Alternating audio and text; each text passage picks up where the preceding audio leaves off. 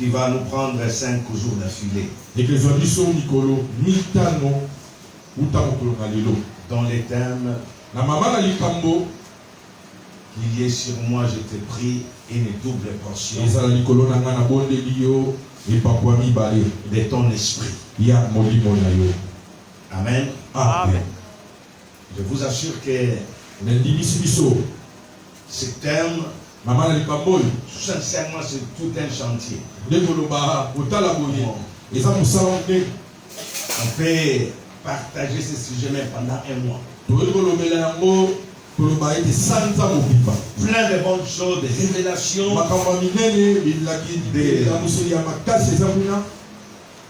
des phrases d'édification.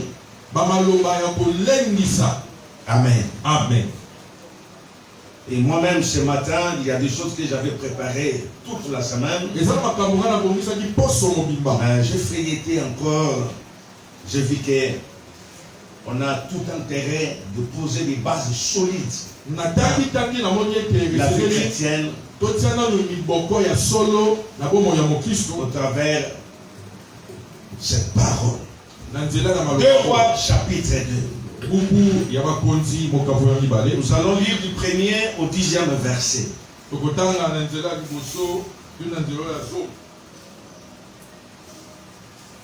Lorsque l'Éternel fit monter Élie au ciel dans un tourbillon, il y partait de Gilgal avec Élisée.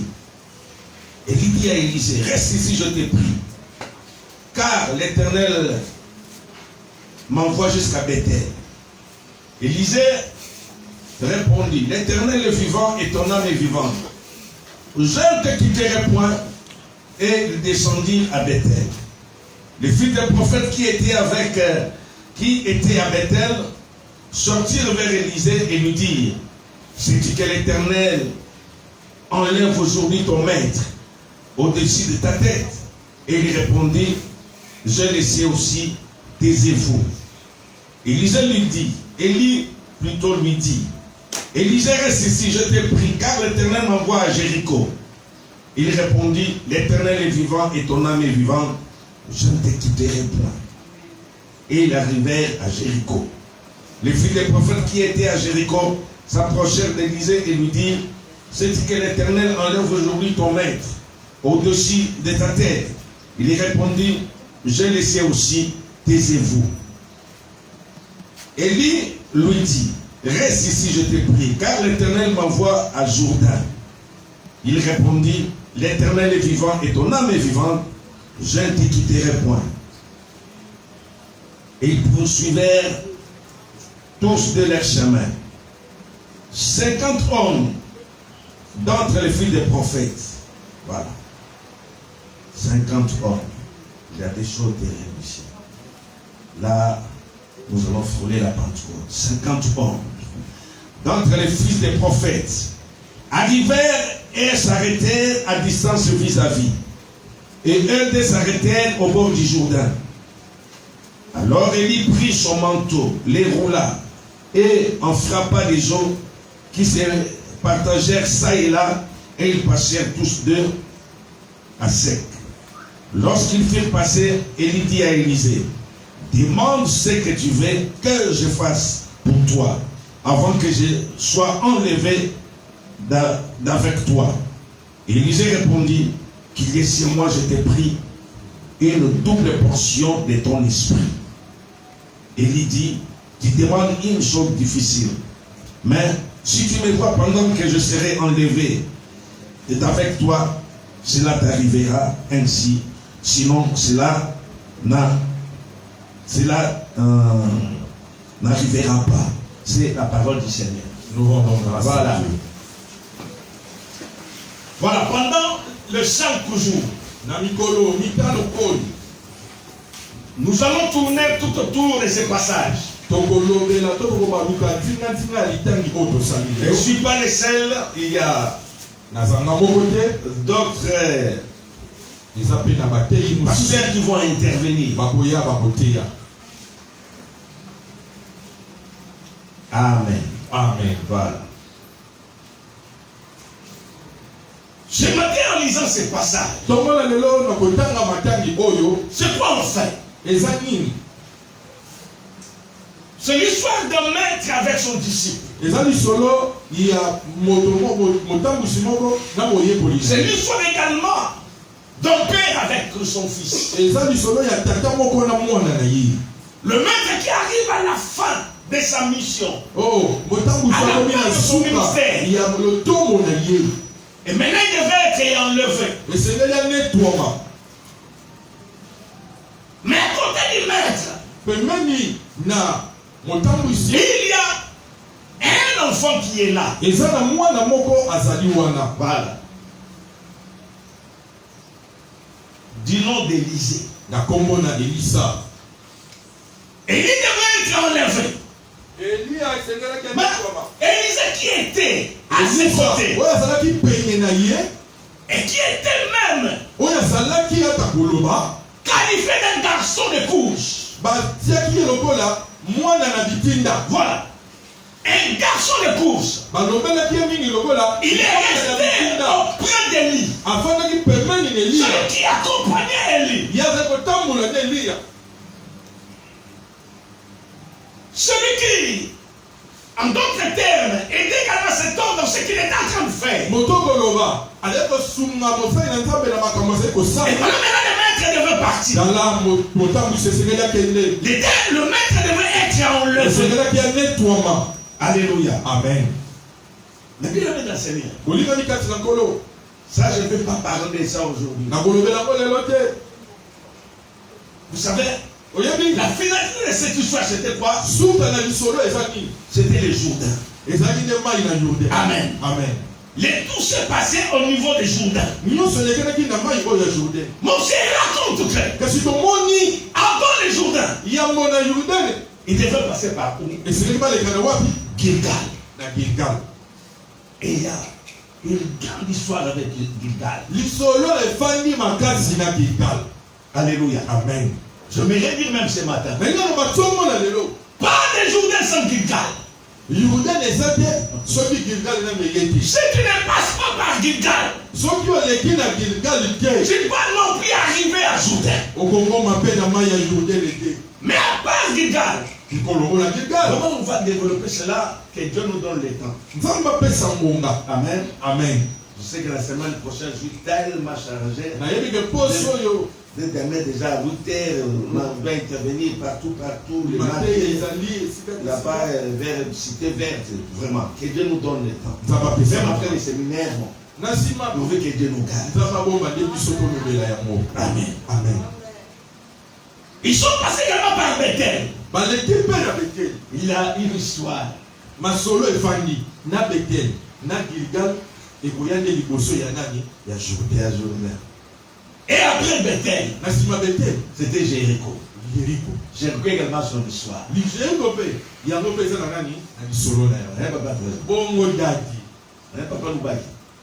Voilà.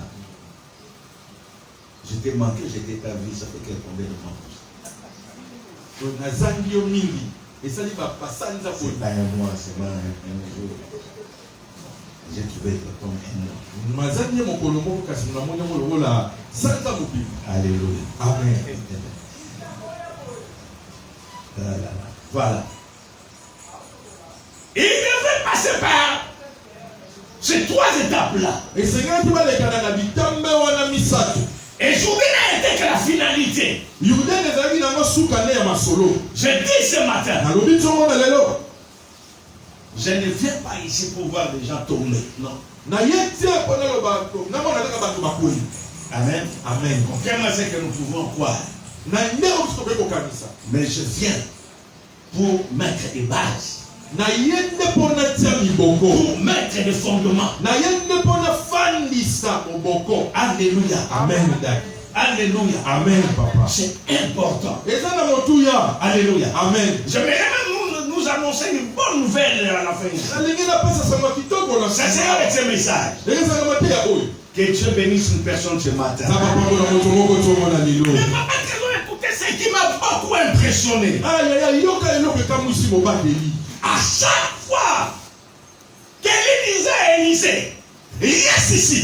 mbala nyonso Elia akoloba na Elisa Élisée refusait. Elisa Je te quitterai point. Il faut un Gilgal. Je te quitterai point. À Bethel, je te quitterai point. À Jéricho, je te quitterai point.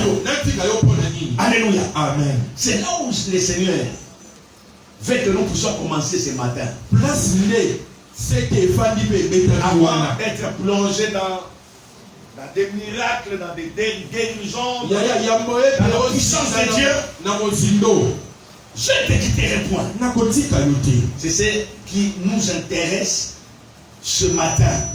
Ou encore c'est ce qui a attiré également ma méditation. Alléluia. Amen. Je vais vous parler ce matin quelques minutes seulement de la relation entre fils et père. Alléluia. Amen. C'est tellement important. Et nous sommes en train de souffrir de cela dans notre communauté.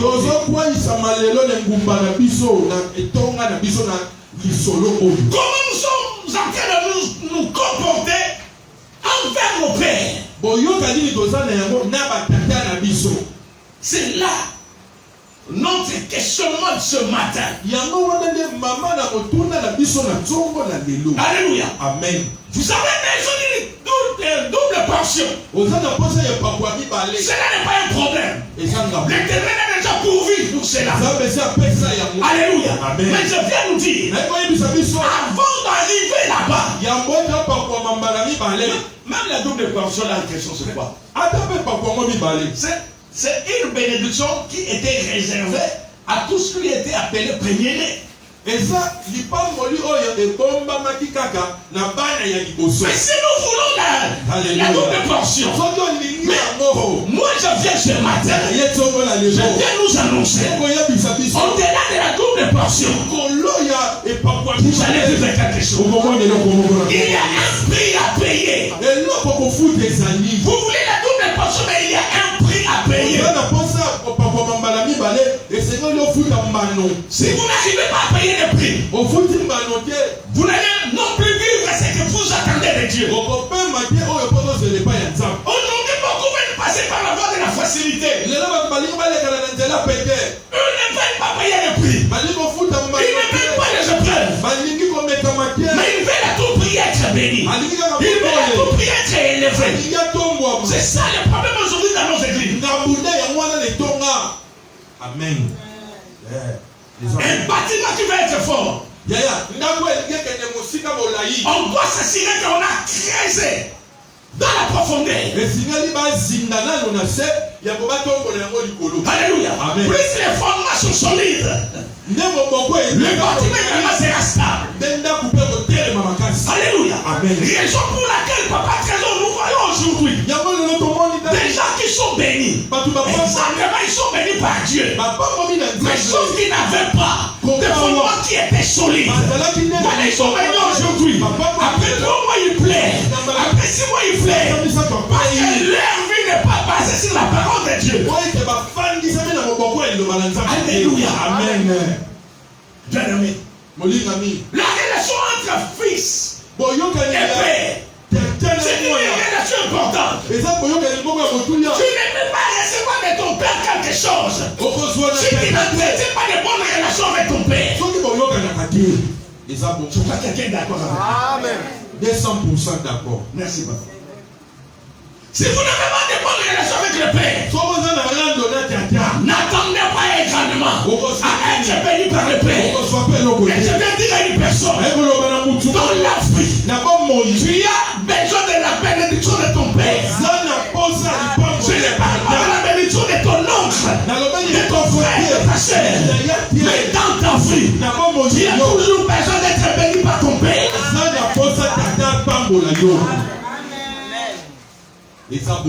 Ça, c'est une évidence. Voilà. Alléluia. Amen. Voilà. Tu as besoin de ce père-là. Peu importe son âge, peu importe sa taille, peu importe son âge social, il restera toujours ton père. Il demeurera toujours ton père. Et tu as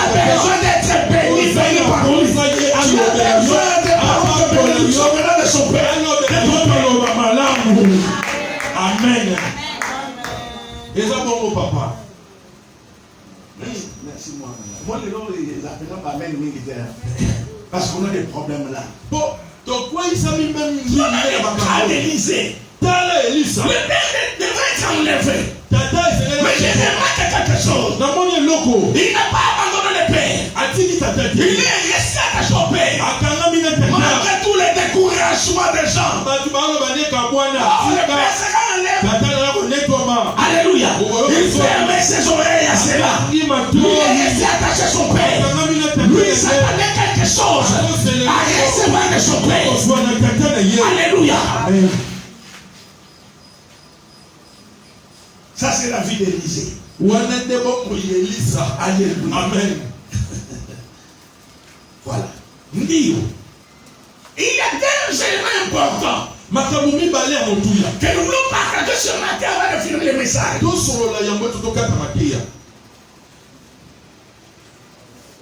Le problème de la fidélité et de la loyauté. Voilà.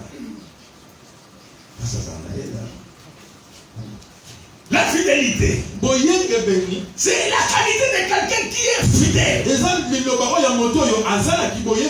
est dévoué, attaché à quelque chose ou à quelqu'un. Alléluia. Amen. C'est la qualité de quelqu'un qui est constant dans ses sentiments, dans ses afflictions, et dans ses habitudes. C'est ça quelqu'un qui est fidèle. Alléluia. C'est quelqu'un de constant.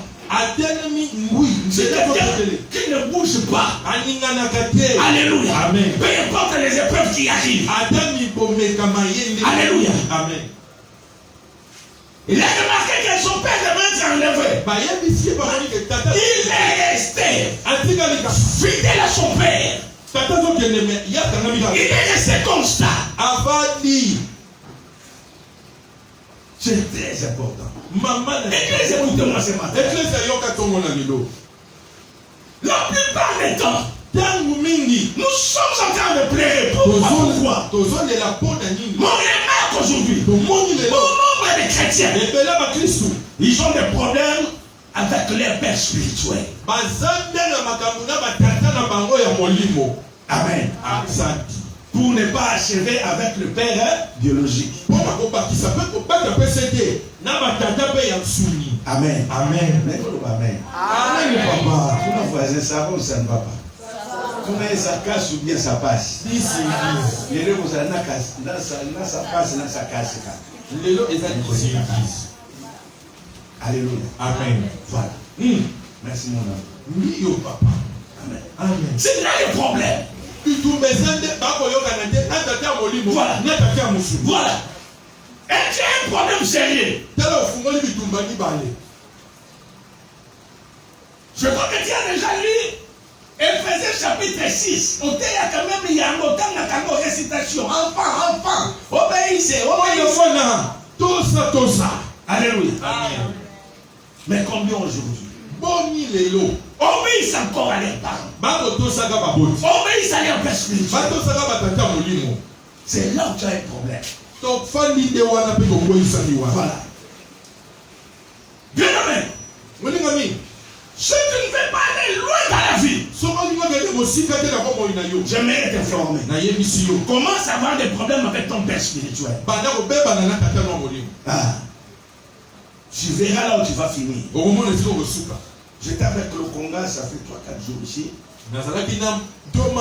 Même il m'a rappelé, on était avec un pasteur qui est venu de l'Angola. On va regarder là-bas. Je garde encore un mauvais souvenir. Je me trouvais à Brazzaville. J'avais beau prêcher ce jour-là. J'ai bien prêché pendant les séminaires. Malgré j'ai été surpris. On m'a posé la question. Qui est ton père spirituel?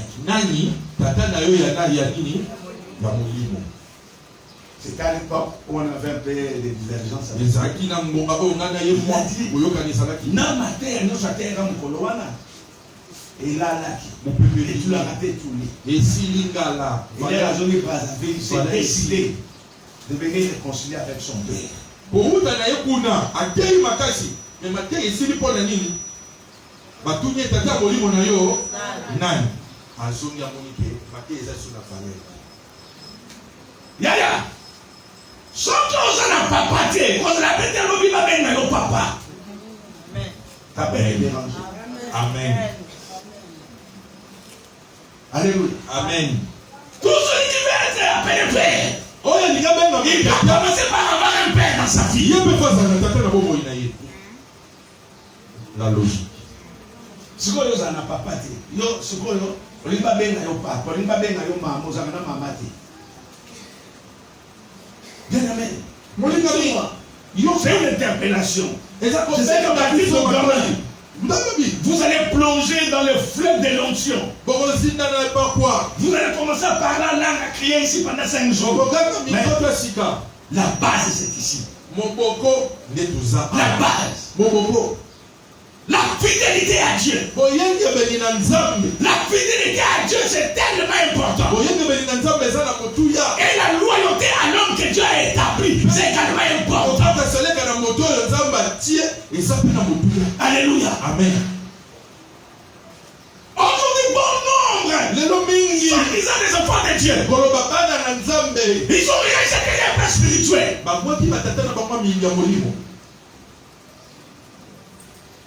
Peut-être à cause d'une position. Il y a une chanteuse qui disait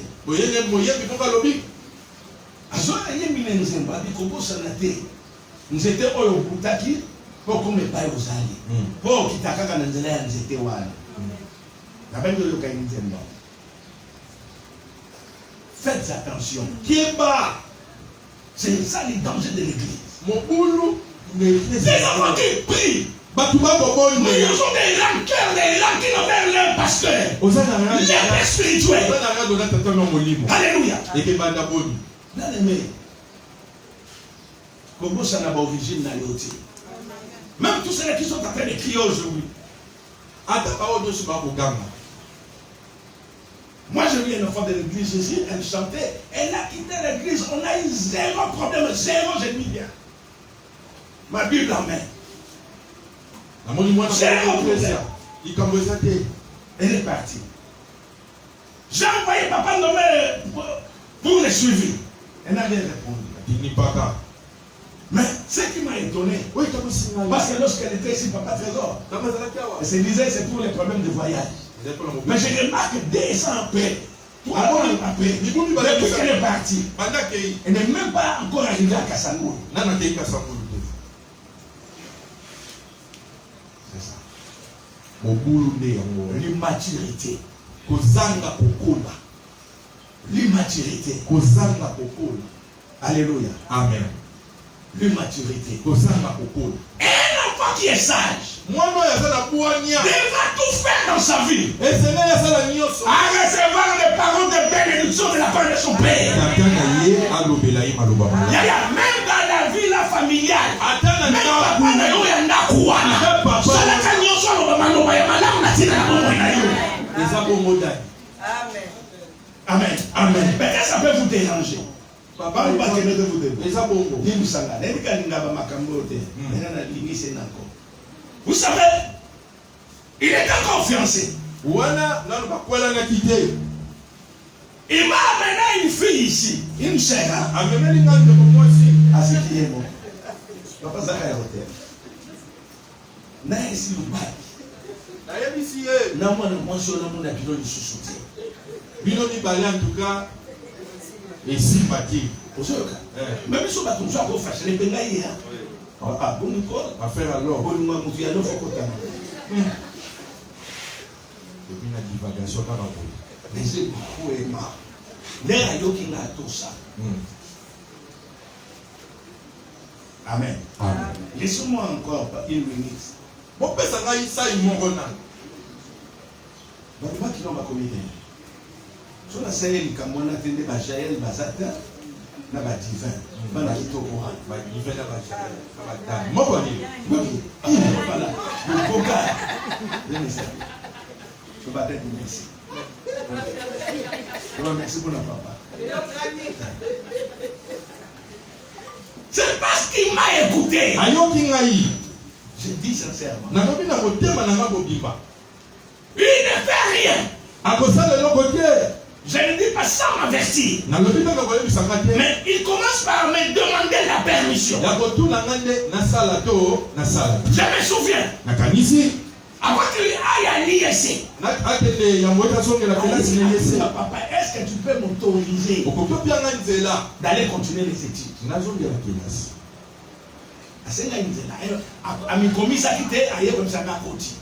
Mais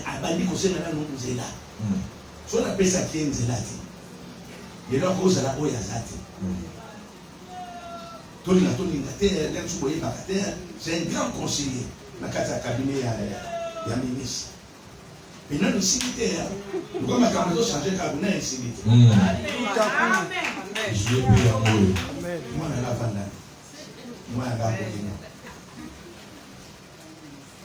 Mais pour d'autres personnes, on ne pouvait pas que c'était l'embêtement. Un enfant ne fait rien.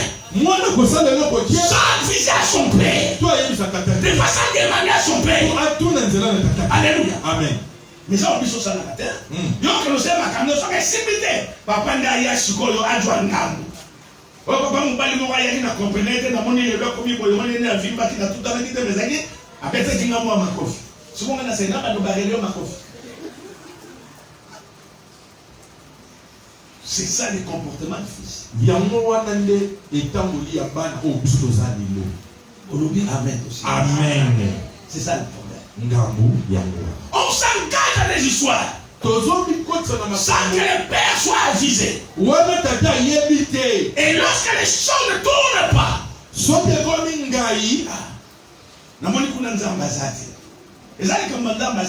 ton désordre. C'est ton désordre. C'est ton désordre. Parce que nous voulons faire des choses selon nous-mêmes. Alléluia. Amen. Le fils, il croit que son père a tout. Il croit que le père connaît tout. Lisez tout dans la Bible. Avec la foi prodige. La Bible dit qu'il est allé réclamer la part de ses biens auprès de son père. Parce qu'il avait la connaissance que son père avait toutes les richesses possibles. Voilà. Et lui, il avait sa part. C'est ça le fils. Nous souffrons aujourd'hui. C'est à cause d'une certaine méconduite. Voilà.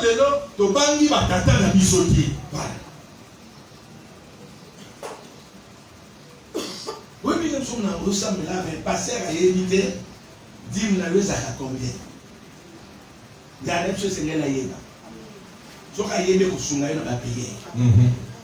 Non, il y a ça. Moi, je vais dans l'église, dis-moi 2 000, 3 000, tu y es bien besoin d'être rien. Bien aimé, la relation. Ça, c'est par ici. C'est bonjour. Voilà, j'ai parlé de toi. La relation. Entre père et fils. Cette relation doit être bien entretenue. Je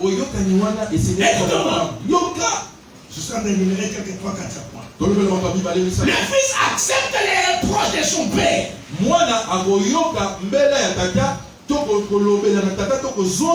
Voilà. La Bible dit, le père châtie ce qu'il aime.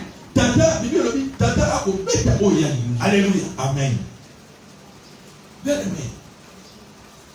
Vous, quelque part, vous devez dire merci et pas yanza. Merci. Par rapport à la génération de Banubaki. Donc, on a dit, mais par rapport à nous, on a dit ça. Il y a un savant qui a dit, na mandu kabino mo sepela. Me dit côté biso to mutate. Asolo bangwa.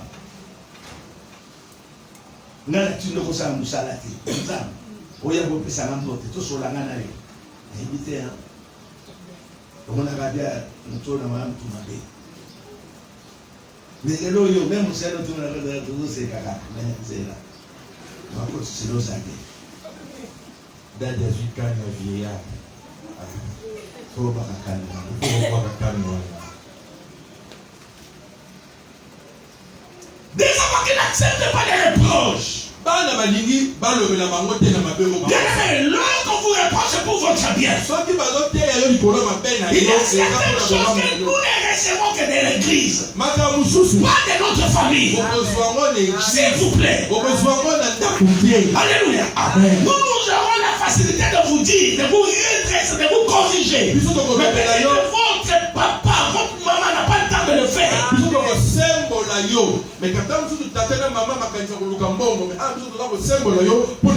Voilà.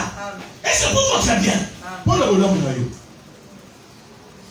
après-demain, tu vas te retrouver quelque part. Dans une bonne mine. En train de bien évoluer. Mais vous allez oublier nous autres. Comme je disais autrefois, même votre maître de l'école maternelle, il est également important. Celui qui vous a appelé à baisser même de la parole de Dieu, ne le négligez pas, il est important.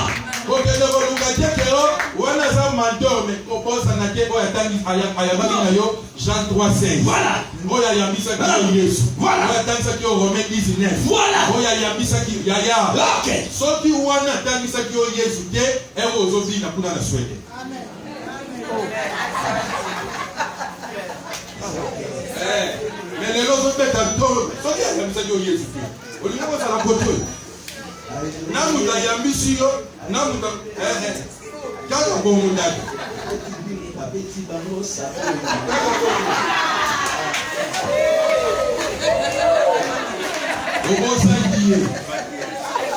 Voilà.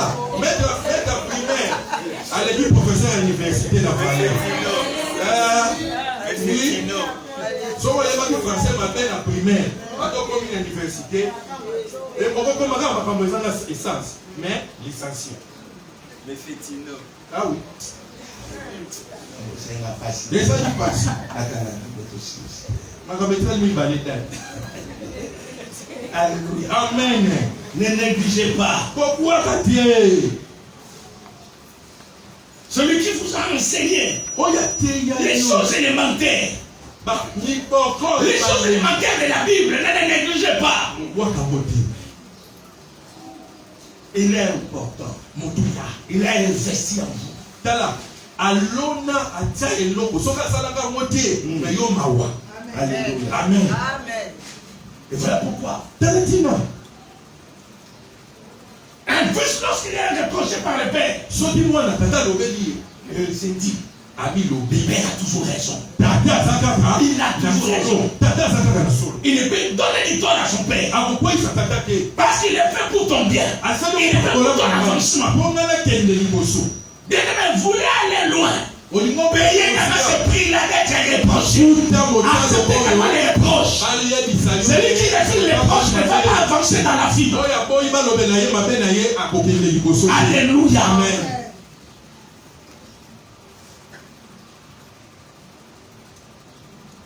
Bien-aimé, qu'est-ce que tu as encore aujourd'hui comme relation avec ton Père? Qu'est-ce que tu gardes encore comme relation aujourd'hui avec ton Père? Alléluia. Amen. Oh, bien-aimé dans le Seigneur. Les fils. Il est également celui-là qui n'envie pas les biens de son père. Non. Parce qu'il sait que au moment opportun, Dieu également va le bénir. En réalité, même le Père du Père. Ça devient des gars qui. Et comment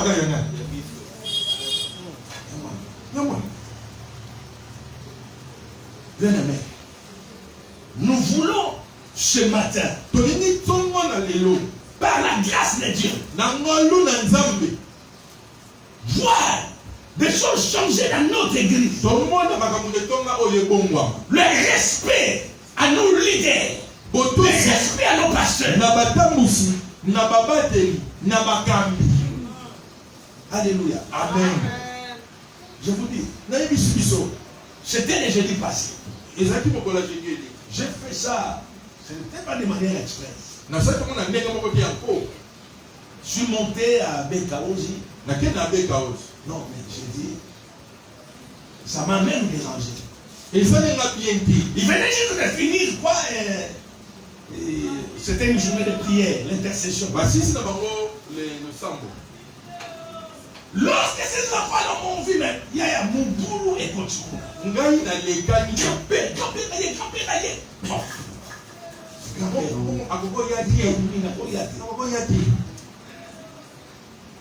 Et j'arrive là-bas, même la maman était étonnée.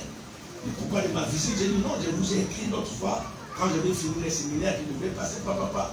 Papa, tu sonnes 10 minutes. On m'a sonné ça. Mais ça a sauté ici. Ma sauvé ça.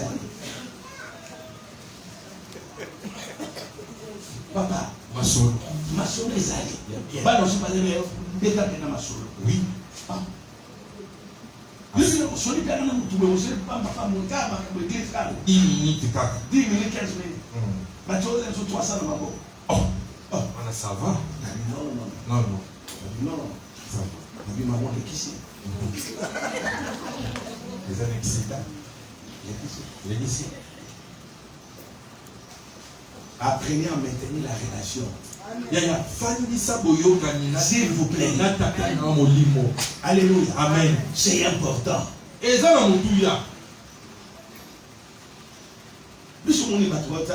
Nous n'exigeons rien. Rien du tout. L'obikutu, type monde, bazo beta porte les navans dans ngai. Gagne les mofs, vous n'avez pas dit canal. Nous ma type mon boyer. Bah moi je vais les bandes à ma monnaie. Tala mandefou. Bizarre, mais français n'a rien. On dirait premier ministre. Papa je te dis, mais souvent on a un handicap. Oh j'étais passé ici, on m'a dit que vous reposez. J'ai dit non, laissez papa se reposer parce qu'il a beaucoup de travail. Oh! À vous fignoler penza. Mais là, j'ai fait 3 jours sans manger, papa, vous savez, vous. Il y a la zéna. Bien aimé, écoutez-moi, Yoka, un secret dans votre vie.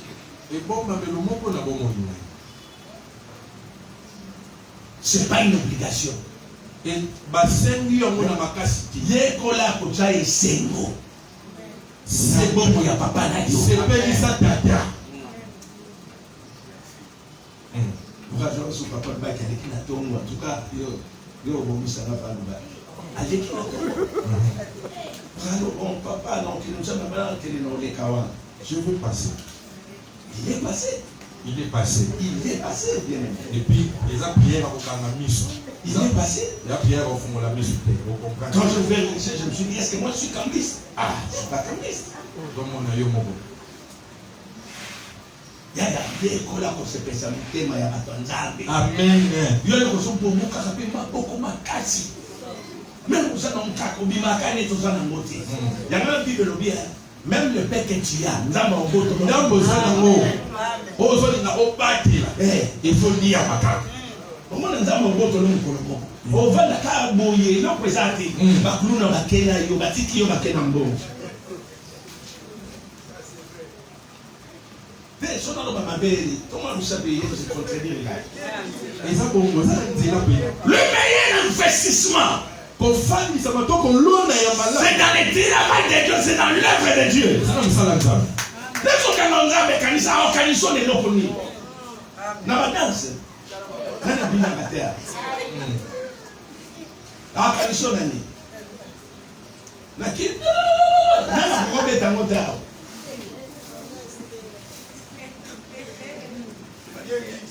Amen. Merci beaucoup. Akaniso na nini? On a bien à la tenue. Bien aimé, certaines histoires, lorsque nous posons cela, c'est une bénédiction peut-être éternelle pour toi. Donc, ça, même toi, il y a son bic à terrain. Abina tombe dans l'église. Yaya, tout est tout job. Moi, mon toi, n'a qu'à y être, mais sa progéniture. Ban na yetu baso pa mona makaka. Eza kisité. Poni ni va Ève également lobaka. Misala et lobaka. Alléluia. Amen. Bino kozo bobo même pas pour la ndenge nini. Otia déjà nzambe na kare mo nzambe. Yo suka ko pesa yo. Eza 5,000 même au lobi ndenge nini. 6,000 kutute. Et donc kozo bobo. Et puis laissez-moi vous informer. Mon aujourd'hui dit, nous n'avons pas de quoi se faire si dit nous. Si on va pas les 3, les 4, les 5, les 6, les 7, 10 dans les 20, on est allé les embêter aujourd'hui. Bien, c'est la sous la fin du mois. Et ça, on m'a raconté. À ça, parce que vous avez été visité. Enlevez la part de Dieu. Alléluia. Amen. C'est ce que je vois avec certains enfants ici à l'église. Nakende voyage moi à Kasumbale ça n'a regrettablement bien Nzambe. Là on va voyager faut tout na direction Nzambe. Et moi ça va pas dormir manga kaka ya ngokende ye ko te foka ro bien dizala wana bien dit. Ça fait beaucoup regretter ce voyage. Et ça va passer. Donc aucun voyage obliné nous les tikalo no ka ko si mana yo. Nana mona mvula bongoza. Mbule noki. Nasi kuna voyage. Msele za lawana na pula mbula wa. Mbona est possible. Amen. Voilà. Des fois le père devient un sujet d'admiration. Mingi tatako maka et motoro ya kolunda. Et surtout quand vous avez un père qui craint Dieu. Qui marche avec les principes de Dieu. Alléluia. Amen. Ah, comme si j'ai mon va coucher la galie. Et la Bible a dit encore un fils sage. Il verra la joie de son père. Bien aimé. Faites cela, faites un effort. S'il vous plaît, faites un effort. C'est un message qui nous sert ce matin de base.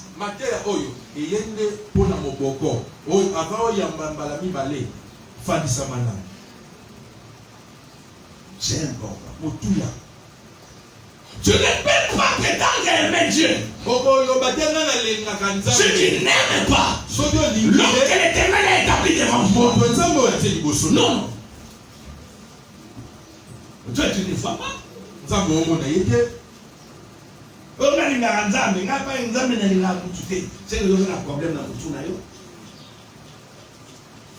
Dieu ne le voit pas. Mais Dieu a établi des personnes. Il a placé des personnes, c'est un représentant. Et voilà, vous remarquez dans le monde anglophone, c'est pas de l'idolâtrie, mais c'est la connaissance tout simplement de la parole de Dieu. Chez les anglophones, non, il ne s'est pas l'oubac. Il faut qu'ils s'élèvent. Quelqu'un même qui est malade, il vient s'asseoir. Automatiquement, il est gay. C'est à cause de sa foi. C'est pas de l'idolâtrie. Mais aujourd'hui, nous sommes beaucoup plus de critiques. Et la majorité des critiques ne viennent pas du dehors, mais de l'intérieur. C'est des enfants de Dieu même. Ce sont ceux-là qui critiquent les pasteurs, qui critiquent les hommes de Dieu. Alléluia.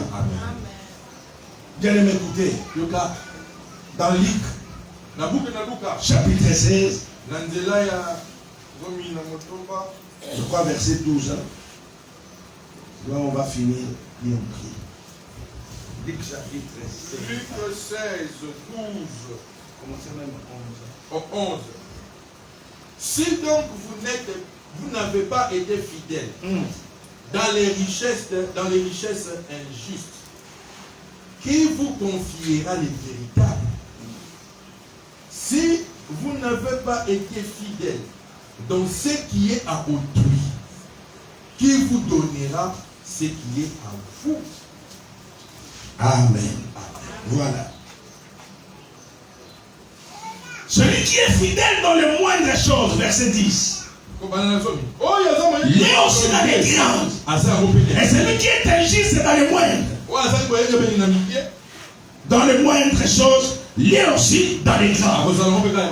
La fidélité commence avec le respect des petites choses. Celui qui n'arrive pas à payer la dîme de 5 000 francs, de 10 000 francs, croyez-moi, même le jour où le Seigneur te donnera 100 000 $, tu n'apporteras pas 10 000 $ à l'église.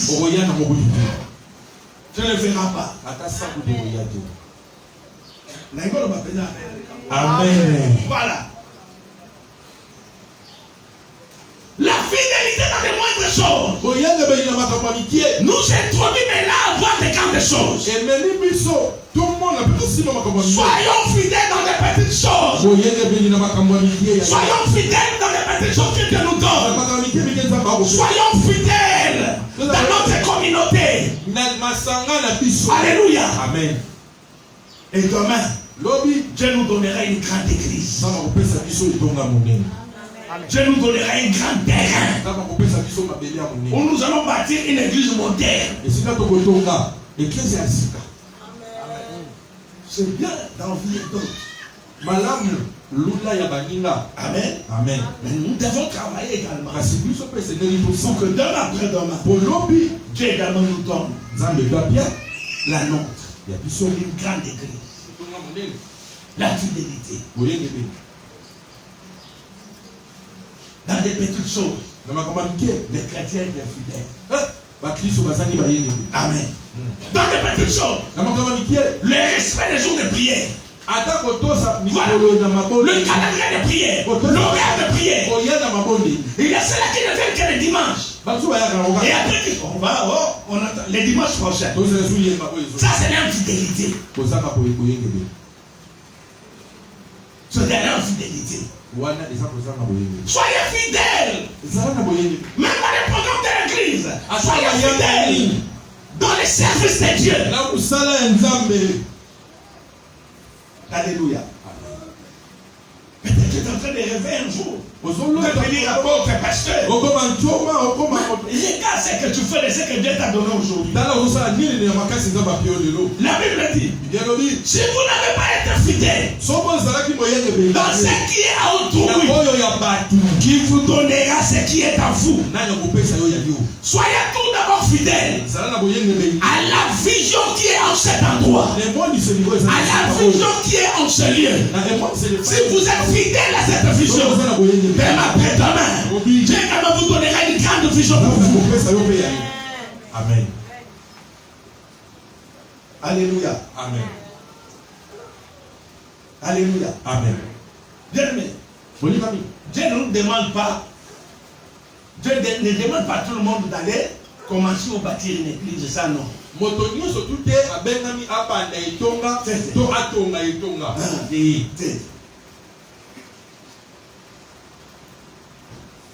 Alléluia. Amen. Nous sommes en Ababengio d'être à côté d'un visionnaire pour pouvoir animer la vision. Amen.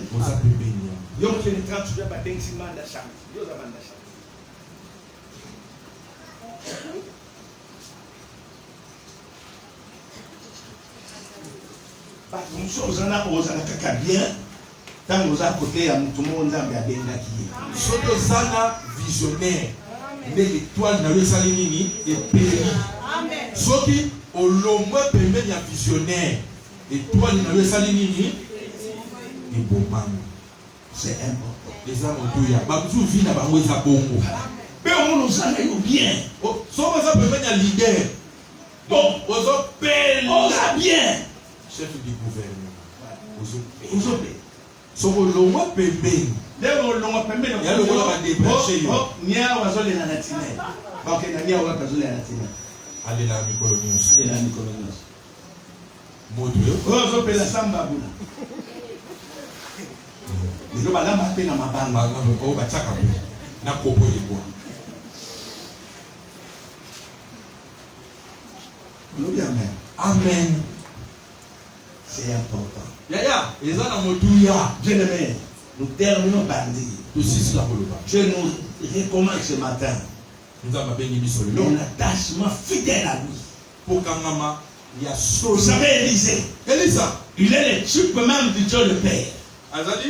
Et Élie plutôt. Il est le type du Dieu le Père. Alléluia. Amen. Et Élisée, il est le type du Fils. Comme Jésus. Et Jésus a dit, mon Père travaille. Moi, je travaille. Jésus a dit encore, je ne fais rien selon ma volonté. Sinon la volonté de celui qui m'a envoyé. Reste attaché à Jésus. En ces temps même difficiles, reste seulement attaché à Jésus. Et tu verras des choses excellentes autrement. Et tu verras ta vie également connaître une imitation. Une grande bénédiction en toi. Reste attaché à toi. Je dis encore que rien ne te sépare de l'amour de Dieu. Pas la faim, pas la nudité, pas la pauvreté. Rien alors. Reste attaché à Dieu. Alléluia. C'est dans cela que tu vivras de grandes choses. C'est dans cela que tu viendras témoigner un jour. Je suis en train de dire bien. Aujourd'hui, c'est le commencement de ce grand thème. Alléluia. Amen. Mais je rappelle encore, tu dois passer par Gilgal. Tu dois passer par Bethel. Et tu vas passer encore par Jéricho. Pour en finir où? Où? La Jourdain. Voilà. Et cette ville-là réserve beaucoup de révélations que j'ai écrites ici. Amen. Si Dieu le veut, on va en parler. Alléluia. Amen. Mais reste attaché à Dieu. Reste attaché à Dieu. Sois fidèle à Dieu. Sois également loyal à l'homme que Dieu a établi devant toi. Alléluia. Amen. Alléluia. La Bible dit, nous autres, nous enrichissons d'autres. Nous là. Nous enrichissons d'autres. Nous prions pour vous. Nous déclarons des paroles pour vous. Vous êtes bénis à cause de nos paroles, à cause de nos bénédictions. Alléluia. Voilà. Un enfant qui est normal cherchera à tout prix à garder une bonne relation avec son père, à être béni par son père. Chaque matin, dès ton père te bénit, je vais te rassurer, cette bénédiction s'accomplira. Chaque semaine, c'est l'Éternel te bénit. Cette bénédiction t'accomplira. Amen. On nous a dit même pour Papa Ouedeko, même s'il est en Europe, il est aux États-Unis, tout est rentré avant dimanche. Même s'il n'a pas prêché, mais à la fin, il doit avoir le micro pour pouvoir bénir les enfants. Alléluia. C'est ça que nous faisons. Les bénédictions, comme la yo, ce qu'on appelle la bonne relation, on a mon toit au sac.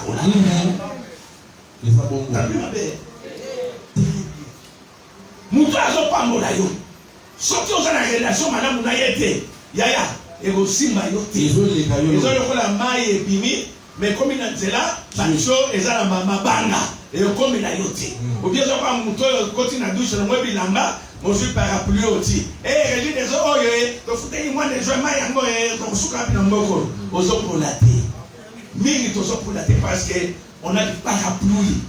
On a des colères, des rancunes envers les sommes de Dieu. Alléluia. On a dit cela. Quand vous êtes bénis, mais les coïnes, novella coleka, vous venez pour nous nommer les camarades. D'abord, nommer les Nicolas Zolekate, Mouninga no Kagandombe. Nommer les Zolekate, Tassam et la Caponangai. Mais les copains pour la Macolia, Kamana Dombe. Merci, papa. Ndio papa. Poto yo kabakabwana. Tonge grito tamba na ungengete. Meto tambola na imaya na nzambe na libenia.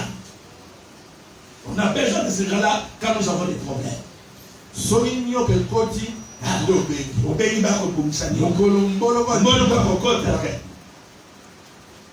on va faire l'entrée de bazar, on a besoin de côté. Bien-aimé, il est temps. Tu as ordre dans la vie. On a le lien à yoté. On est plus dans la classe. Au moins, même la classe, on n'a pas tout. Même nous, on a dérangé. Bazar, il va tomber. La chose, c'est bien. Et ici, c'est moi, il y a un pays. Tu as bien retrouvé là. Hein? Utanga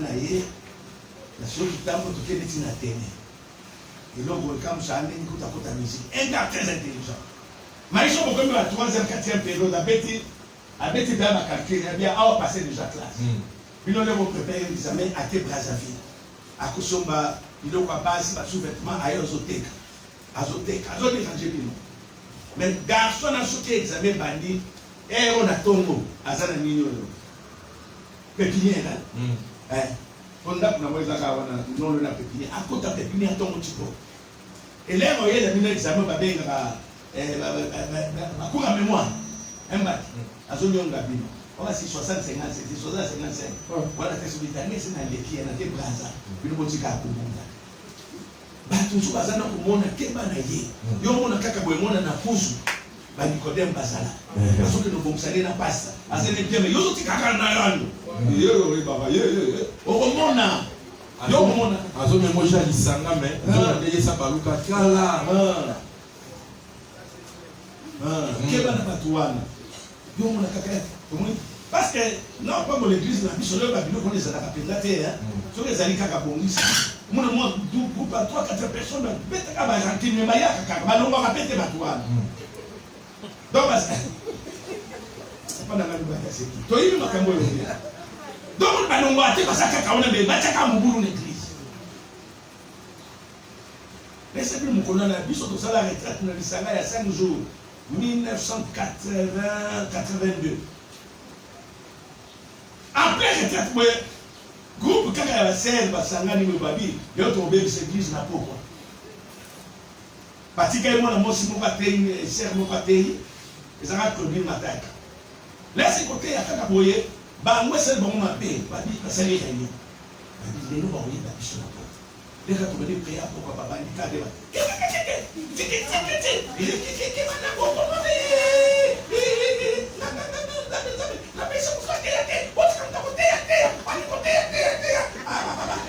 et le Minzan.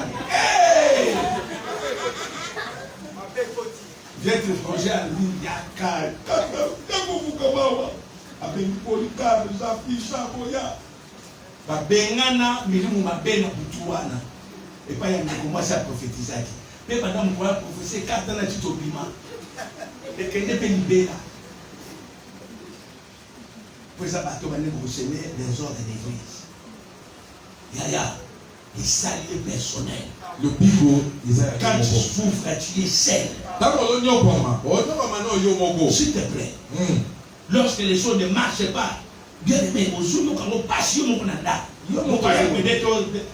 mais maintenant, des jours, le 3e jour, on a aux Alati, même pas les pasteurs.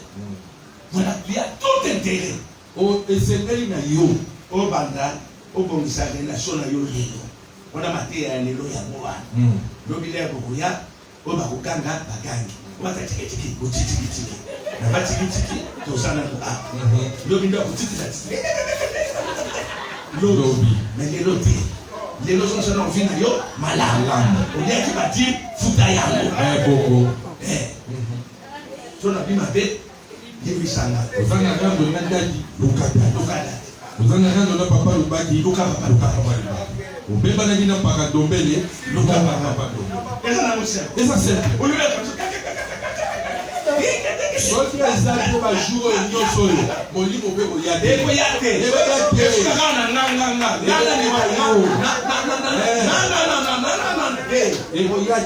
double portion ezati ezati ata kutula ekoyate officier tondima no pete boyi obi amen amen.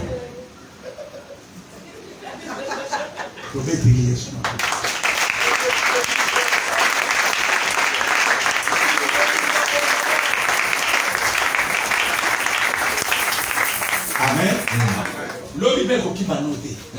Comment est bandi boy, et va être comme banda boy. Nous avons des banda boy. Nous avons un pasteur Jeannot, à la Belgique. Nous avons un amateur à la Bangopé. Nous sommes une chasse dans un modèle de la biche. Donc il y a un lobby, ça la 5 journées na yo oyo.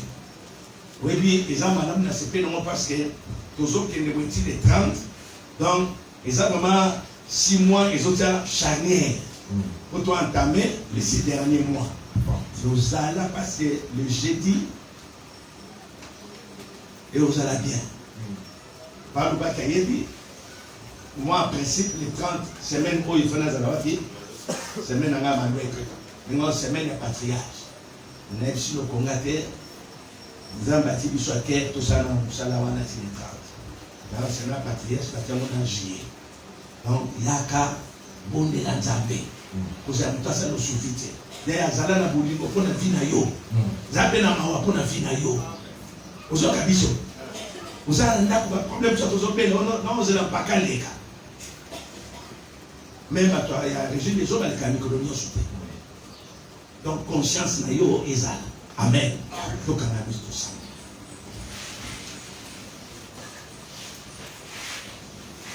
Voilà, tu remercies Yahweh. Tu bon délit na combat Yesu.